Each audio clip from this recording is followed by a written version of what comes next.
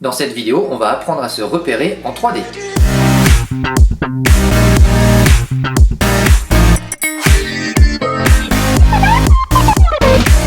Alors c'est un peu comme en 2 dimensions, c'est-à-dire qu'on va avoir un repère avec 2 axes, mais comme là on sera en 3 dimensions, eh bien il nous faut 3 axes.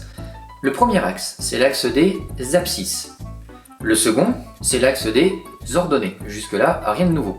Et le troisième, c'est l'axe des altitudes. Ces 3 axes sont perpendiculaires entre eux et à leur intersection, il y a un point, c'est l'origine du repère.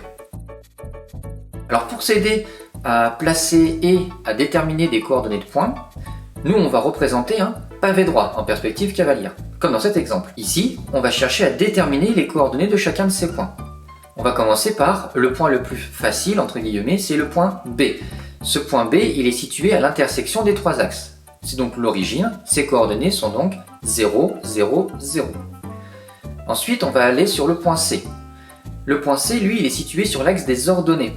Et il est à 4 unités vers la droite, donc son ordonnée c'est 4. Comme il est sur l'axe des ordonnées, ces 2 autres coordonnées sont nulles. Donc l'abscisse vaut 0 et l'altitude vaut aussi 0. On raisonne de la même façon. Eh bien le point A, ses coordonnées sont 5, 0, 0, puisqu'il est sur l'axe des abscisses. Et E étant sur l'axe des altitudes à 2 unités vers le haut, eh bien ses coordonnées sont 0, 0, 2. Des points un peu moins évidents maintenant. Commençons par le point F. Le point F, il est sur la face arrière du pavé droit, au même niveau que les points E et C. Son abscisse, puisqu'il est sur la face arrière, vaut 0. Son ordonnée, ça va être la même que le point C, il est à 4 unités à droite, c'est donc 4. Et enfin son altitude, eh bien ça va être la même que E, puisqu'ils sont au même niveau, à la même hauteur, c'est 2. Pour le point H, même méthode. Il est cette fois-ci sur la face avant, donc son abscisse, c'est 5. Son ordonnée, eh bien cette fois-ci il est sur la face de gauche, donc il n'est pas au même niveau que le point F que l'on vient de faire. Ici son ordonnée c'est 0.